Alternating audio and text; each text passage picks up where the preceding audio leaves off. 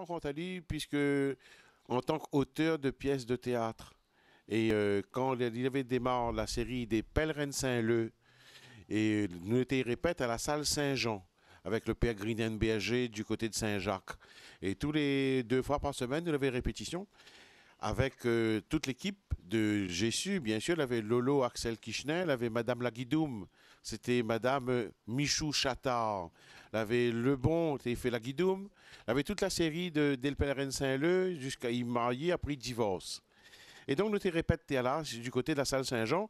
Et souvent, on a fait des spectacles dans la salle Saint-Jean. Mais dit feu la salle Saint-Jean, puisque cette salle-là, était entre des rues Sainte-Marie et la rue Saint-Jacques. Il était tout un quartier autour de l'église. Et à côté de l'église aussi, il y avait l'école des frères. C'est pour ça que Jésus était là. Jésus avec Lolo Axel Kichner, puisque ça était Marmaille, l'école des frères.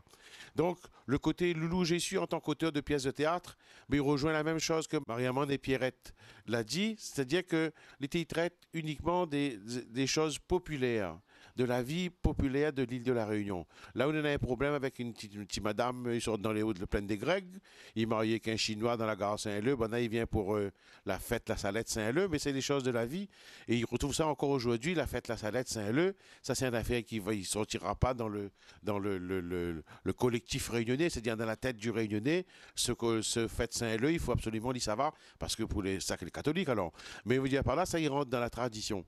Mais Jésus, il avait cette façon toute simple de pouvoir regarder, observer, et après il était mettre par écrit tout ce qu'il était y voir.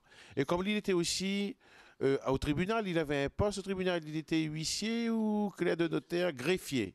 Monsieur le greffier. Donc, monsieur le greffier, il voit tout ce qui se passe au niveau du tribunal, ce qui fait qu'à ce moment-là, il n'avait pas eu trop de difficultés pour écrire les pièces de théâtre des scènes réunionnaises, puisqu'il avait de quoi pour faire plaisir, et jusqu'à aujourd'hui, entre le créole qui ne comprend pas le français, entre le français qui ne comprend pas le créole, et croyez-moi, un tas d'anecdotes.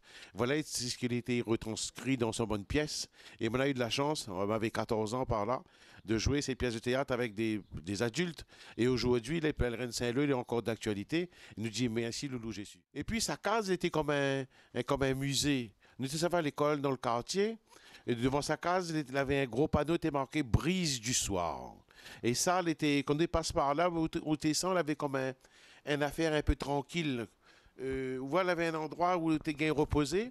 Il avait un gros pied bilimbi dans la cour, il avait un pied coco, mais il avait quand même un petit jardin, il aime son jardin, et là-dedans, il fait certainement, il médite, il était écrit son bonne pièce de théâtre, il était écrit son bonne chanson, son bonne Sega, et la musique était faite par Julio Arlanda, mais tout ça, il était un petit peu, quand on passe par là, la case de Loulou, là, ben, ou assise, ou n'est pas fait autrement, assise là même.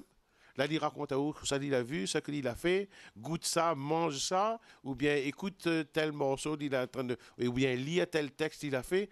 Mais vraiment, on a le temps pour assiser la case Loulou. Et quand on était ici sa case avec Jules Arlanda, avec Lolo Kichner, mais c'était un plaisir, bien sûr. Mais ce plaisir-là, il trouve plus trop, c'est des gens passionnés. Et il a parti avec sa passion, oui, mais heureusement qu'il y laisse pour nous, pour autres tout un héritage important. C'est la raison pour laquelle aujourd'hui nous chantons encore son bon morceau et nous parle de lui avec un respect. Mais il était un tonton que nous te respecte, mais c'était aussi comme un ami de la famille, il faut appeler ça comme ça. Voilà. Et d'où il revient, ça comme on a dit au début, son petit surnom, Loulou.